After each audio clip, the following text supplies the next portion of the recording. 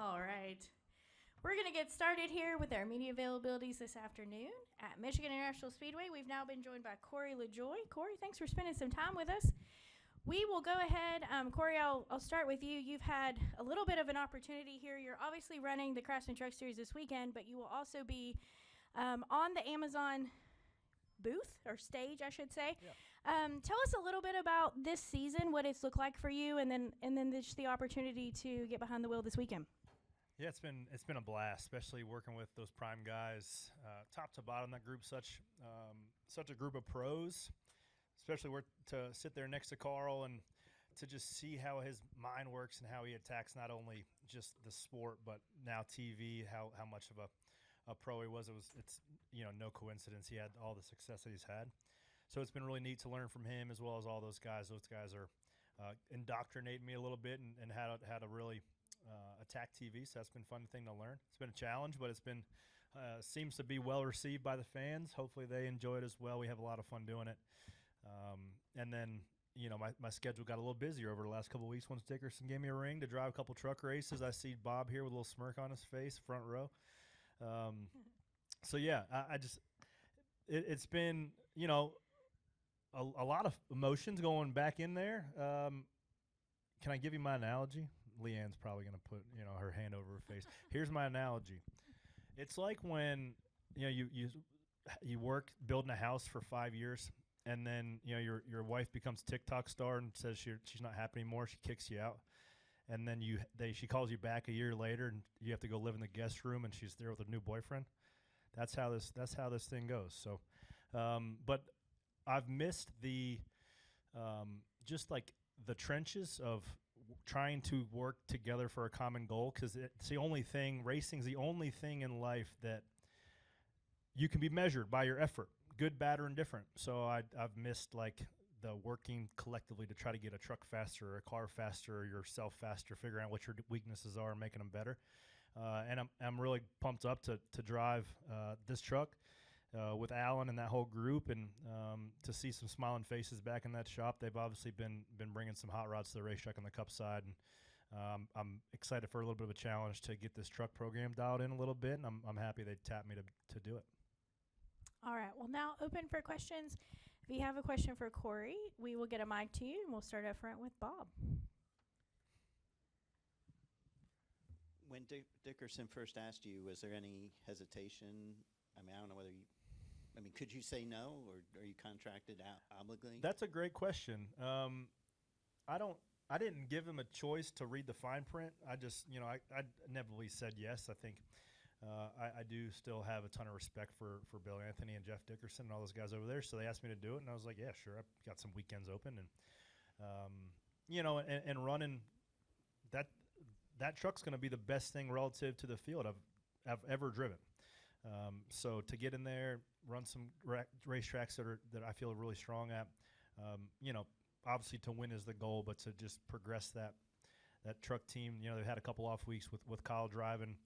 So would love to just have a couple great runs off the bat here and, see where it goes. I don't really have any outcome that's desirable besides just to win and let everything else play out for itself. I really like the pace of life right now with my 3 boys all under 5. Spent a lot of time at home with them doing the TV stuff. It's been a blast. And, if it's got to be the right group to go to war with, because it does take everything you have each and every week if you want to go be competitive. So, and I'm willing to do that. I told the wife and told everybody, Alan included, like, if I'm doing this, I'm all in. You're going to get all I got every week for 9 weeks. So I'm excited to jump in and see what we could do. Kind of from the comments in February, was there any hesitation to be all in and to do this? You've known me for a long time, Bob, so I've said a lot of dumb things on camera, so that was just another one. For people who heard that, there's a lot of them. For those who haven't heard that, I said something about not going on a truck series and racing in front of 12 fans. So just to clear context that for everybody. I said that on the morning of a 5-day fast, Bob, and you have asked me that sort of question for like my 8 years of my career. So there was just that day I wasn't in the mood to play around. So I wish I wouldn't have added that 12 comment bit, right? Because Then people within the truck garage take offense to it. Then people, like, there's so many things that it came out of, and it's such a negative light for just a couple comments that I said when I was hangry, that it did make me, like, there was no hesitation me coming back to run. I try to run as much as I can, especially, there are hundreds, if not thousands, of kids, drivers that would love this 9-race opportunity. So that's not remiss on me. Like, I'm going to take it that serious. Like, this is my shot. And I've been, making a living at this for 10 years, but I don't want to just be an also-ran and not take it serious and be in the way for somebody who might deserve it more than I do. So I take all that in consideration. I'm going to try all I've got. But do I take it? Do I change my perception of, as a driver, my only focus in my entire life was to be a Cup Series driver? No. That's all I want to do. That's all that I cared to work for since I was 12 years old, right? So in the frame of mind, I was really pissed off and hungry. But, like, that was my focus, is to try to get back to Sunday with the right group. But now this is, like, fun. I've been running some modified races, been running some late model races. I want to have fun because this garage right here off to the left, the Cup garage, it takes a lot of the fun out of it. It really does, because it's just a grind, and especially when you're not running as good as you want to run, it legitimately sucks the life out of you if you're not getting any sort of external validation from it. So I was sitting actually in the truck today. I'm long-winded today. I'm kind of fired up, and I've drank a couple Celsiuses, but I was sitting in the truck today during practice, and I just thought, like, I get to drive this thing. Somebody else owns it. Somebody's paying me to drive it. Like, this is the best job ever. And I haven't had that thought in, like, 6 years. So just the perspective of going in there and enjoying it and really embracing it is what I'm excited for the next couple weeks. All right, Jordan. Jordan Bianchi, The Athletic. Hey, buddy. Hey, welcome back. You kind of talked about it a little bit, but this is probably the best opportunity you've had at the National Series level to get into equipment where you can realistically win. Yeah. I think that's fair to say. Yeah. What is that mentality, that mindset for you now over these next 9 races, knowing that there's pressure probably to perform, and the expectation isn't to run 10th, it's probably to win. Yeah, absolutely. I mean, it's so weird, like the life choices. When we sat there in Spire's conference room 5 or 6 years ago, and they just had this plan, they didn't have a 9/16 wrench or nothing, and they were selling me on the vision.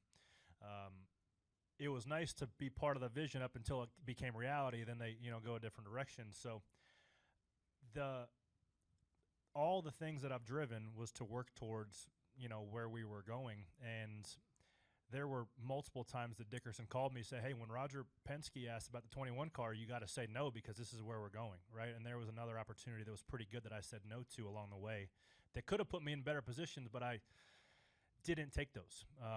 And do I have any regrets at all about the choices I made? No, because I would have missed out on the Amazon piece, because that's been, I think going to be a life-changing opportunity with media, and who knows what can happen there. But, like, hanging out with my kids is priority right now. And if I didn't have that this last 6-8 months of just, like, to really fine-tune and refine what my priorities are, I would still be chasing it and wouldn't have any clue of, like, you watch the Earnhardt documentary, right? Like, that guy chased it until the last lap of the Daytona 500.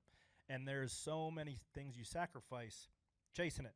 So it's got to be really worth it for me to go sign up and sacrifice. And the sacrifice here, a little bit of time and ride around the motorhome with my kids for the next 9 weeks won't be too bad. You talk about chasing it and priorities and everything. For 2026, though, as you look ahead, are you looking to use these 9 races to parlay this into a full-time opportunity next year, be it any of the National Series? I'm looking to just be, like, for myself, like, I want to win a national race. I mean, damn, I've been pretty close on the biggest stages a couple of times, but at the end of the day, like, your perception within the garage as a winner is a lot different than finishing second. So I think short order, win a couple races, just prove to myself what I've already known, but prove to everybody else that's had faith in me along the way that, like, they were right. So that's objective number one. Like, I'm not even thinking about objective number 2, because it's just gonna, like, the right opportunity is gonna unfold. If it doesn't, then you don't take it. But the right deal will come about if you go do your job and execute, then and see whatever the future holds. The more that I try to control, I've learned this after doing it for like 10, 12 years, the more that I hold on and try to work things out, the worse that it goes. So I'm going to hold on to this thing loosely. I'm going to race the hell out of this thing tomorrow in Michigan, and then go keep it moving. And you'll see my mug on TV I heard, were they mentioned on Saturday, maybe moving the cup race up potentially? They're not going to. Good. Because I got to get my hair dialed in, Bob, for Sunday. That takes a little bit of a while for makeup. But, yeah, I'll do some truck racing and, give it my all on Sunday afternoon for Prime and see whatever the next chapter is. We are racing on Sunday, just in case anybody's wondering. Go ahead, Chris. Thanks for clearing that up. 'Cause I heard that. I was like, I don't like that. There's a lot of things you hear, but that is not happening. Okay, Chris. Thank you. Chris Knight, catchfence.com. Corey, how would you evaluate today's practice session, and what do you expect tomorrow in the Truck Series return after 5 years at Michigan? It's going to be awesome, dude. These things drive like cup cars with like a 25-foot trailer attached to the back. That's what they drive. Like, I could see why guys like Corey Heim and Carson and Ross go run back and forth, and Kyle and William, and you see a lot of these guys driving because they have some similarities. They're really draggy. You have to pick and choose when you take runs, and I got a little bit of a taste of that in practice. I didn't want to put ourselves in too bad of a spot, but I wanted to put myself in some different aero spots just to get used to it. And it'll take me probably a stage or so with trucks around, making sure you put yourself in the right spots. But you'll see slide jobs and big runs, and you'll see some guys make mistakes in the bottom and have to chase it, and if they don't have room, they're going to back in the fence.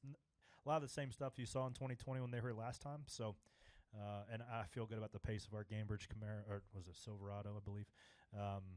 So, yeah, hopefully we qualify good. We can stay in control of the race.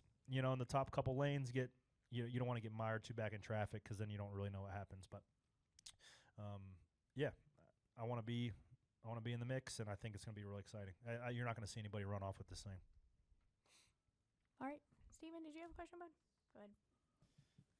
Steven Stump, Frenchers.com. In 3 weeks' time, the Truck Series is going to make its debut at Lime Rock Park. Given your dad's Connecticut roots, is that a race you'd be interested in trying to get a ride for, whether it be with Spire or someone else? No. My schedule's about full as I want it to be.